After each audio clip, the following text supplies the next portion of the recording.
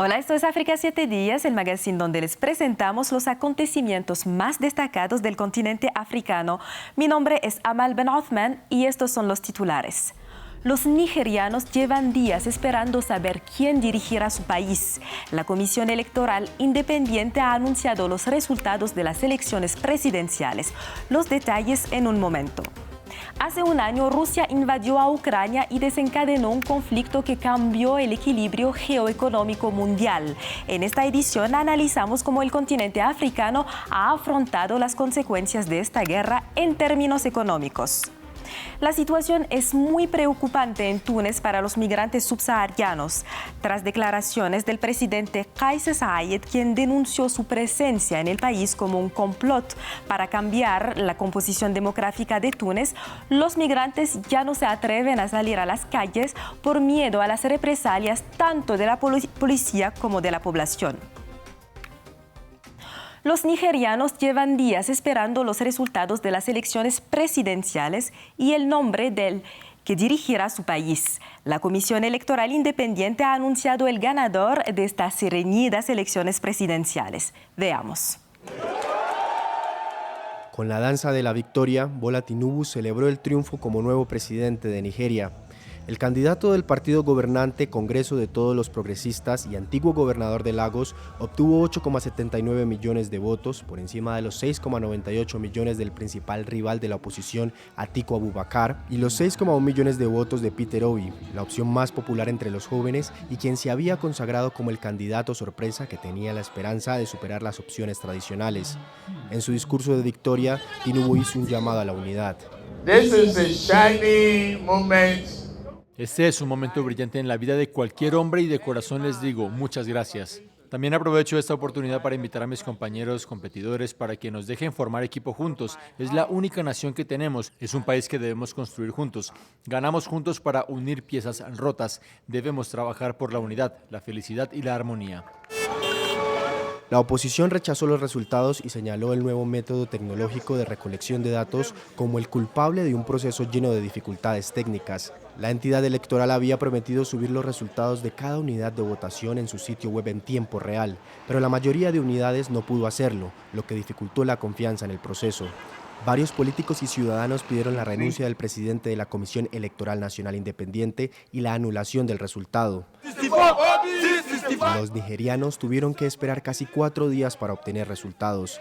Desde el sábado, algunos ciudadanos decidieron custodiar sus votos y en varias regiones del país, grupos de personas, en su mayoría jóvenes, se quedaron hasta altas horas de la noche iluminando con sus teléfonos celulares el proceso de conteo, con antecedentes de fraude y violencia durante las jornadas electorales.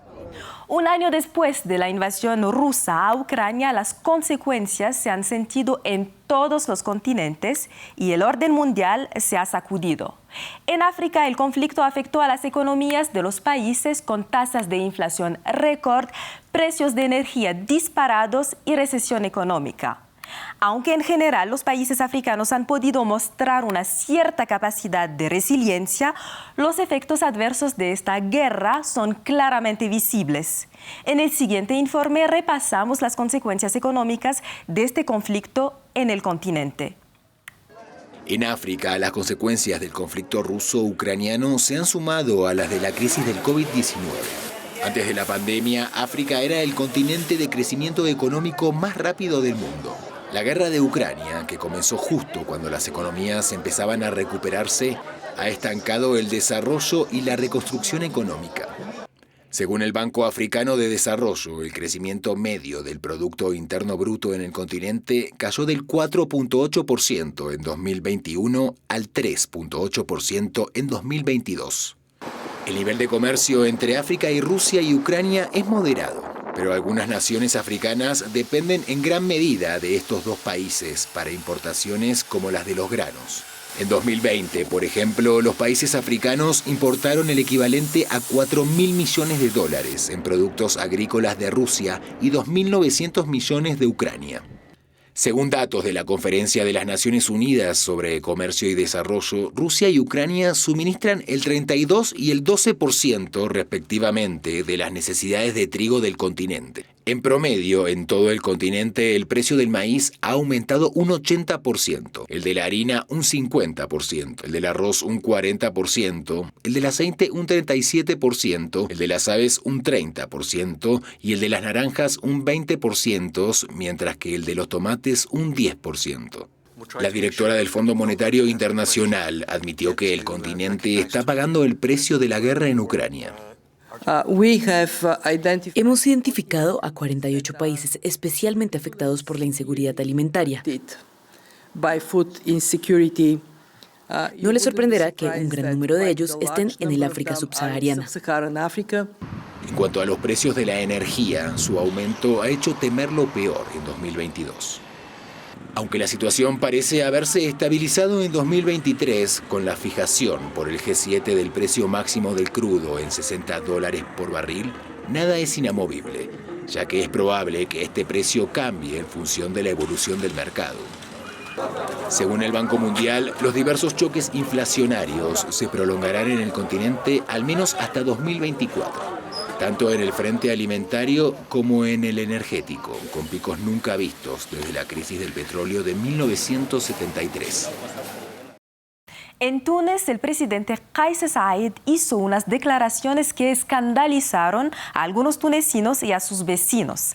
Según el jefe de Estado, la presencia de migrantes subsaharianos en el territorio tunecino forma parte de un complot para cambiar la composición demográfica de la nación norafricana y alejarla de su identidad árabe musulmana. Las declaraciones del jefe de Estado han agravado el clima de terror contra los migrantes subsaharianos que ya experimentan la brutalidad policial y todo tipo de agresiones verbales e incluso físicas por parte de la población. Ahora muchos de ellos temen por su vida y ya no se atreven a salir a las calles. Las organizaciones tunecinas de defensa de los derechos humanos han denunciado las declaraciones de Kais Saied y el clima de xenofobia que reina en el país, mientras que la Unión Africana también ha emitido un comunicado condenando las declaraciones del presidente tunecino. Para hablar de la situación en Túnez, estamos con Sadia Mosbah, activista antirracista tunecina. Sadia, bienvenida a África 7 días. En primer lugar, ¿en qué estado se encuentran los migrantes con los que ha podido hablar? El estado psicológico es realmente deplorable, y creo que van a necesitar una ayuda psicológica que obviamente no van a conseguir. Tienen miedo, están asustados. Cito: cada vez que oigo que alguien se acerca a mi puerta, cada vez que oigo pasos, cada vez que oigo que alguien llama a mi puerta, tengo miedo de que me dé un vuelco el corazón. Se trata de una mujer subsahariana con hijos en casa. ¿Y por qué cree que el presidente tunecino decidió atacar de esta manera a los migrantes subsaharianos? Franchement, je ne saurais pas vous dire pourquoi exactement. Il est vrai qu'il y a eu quand même une présence. Francamente, no sabría decirle exactamente por qué. Es cierto que ha aumentado la presencia de los migrantes. En mi opinión, hay un problema a nivel de las fronteras tunecinas, que no están muy bien vigiladas en el lado argelino. Hay un flujo, ciertamente, es verdad, de gente, pero no hubo mendicidad en las calles, se ve de vez en cuando, pero muy raramente. No había violencia, no vi ningún tipo de violencia, y recorro las calles de Túnez y voy al sur del país. No hay violencia por parte de esta gente, pero no sé. La Unión Africana emitió un comunicado para condenar las declaraciones del presidente y pidió a sus Estados miembros que se abstengan de cualquier discurso racista. ¿Le parece suficiente? Non, je pointe comme le président de la République tunisienne a pointé le doigt justement sur ces subsahariens.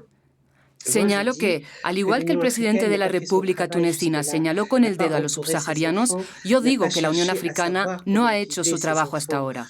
No ha protegido a sus hijos, no ha buscado saber cómo viven sus hijos en el continente. Están en su continente, no están en otra parte. Así que hoy no es suficiente. Creo que debería haber un comité para reflexionar sobre lo que se debe hacer. No. Hay que sacar seriamente una tarjeta roja a Túnez por este comportamiento.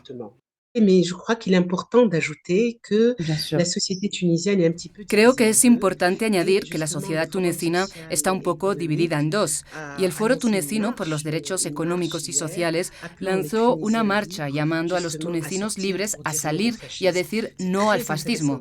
Es muy interesante decir esto porque este foro está formado tanto por asociaciones como por gente muy joven, que para mí son los que tomarán las decisiones de mañana. Sadie, gracias por responder a nuestras preguntas. Seguiremos de cerca la evolución de la situación en Túnez.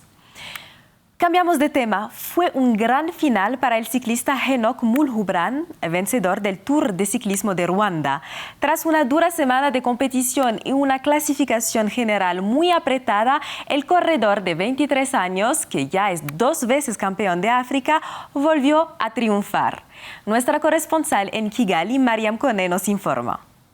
Esta edición del Tour de Ruanda marca la vuelta de las etapas normales después de 3 años de cambios debido a la pandemia, un factor que sin duda complicó esta Tour para muchos corredores, empezando por los ruandeses. Hubo 2 personas que abandonaron en el equipo nacional del país.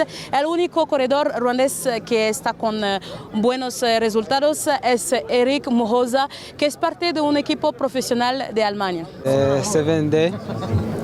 Los 7 días fueron buenos, pero el último día no tuve suerte, así que estoy triste, pero la próxima vez espero hacerlo mejor. En general, el Tour fue difícil para muchos equipos con más de 30 corredores que abandonaron. Incluso los grandes nombres como Chris Froome, 4 veces ganador del Tour de Francia, tuvieron dificultades para desmarcarse con malos resultados. La sorpresa general fue el gran favorito de este Tour, que es un joven eritreo de 22 años, Henoc Mulhubran, 2 veces campeón de África de ciclismo y ahora campeón del Tour de Ruanda. Tuve muchas dificultades en los 2 últimos kilómetros. Mi equipo me dijo que guardara la calma y que siguiese, y finalmente llegamos a los últimos 500 metros y fue entonces cuando el equipo me pidió que acelerara. Entonces empecé a sprintar y gané la etapa y el Tour. Eritrea es conocida por ser una tierra de campeones de ciclismo. Ya el año pasado fue un eritreo que ganó el Tour de Ruanda. Este año son 95 corredores de 28 países del mundo que participaron en esta competición, que es una de las más importantes del ciclismo en África. Así cerramos esta edición de África 7 días. Gracias por acompañarnos. La actualidad internacional sigue en France 24.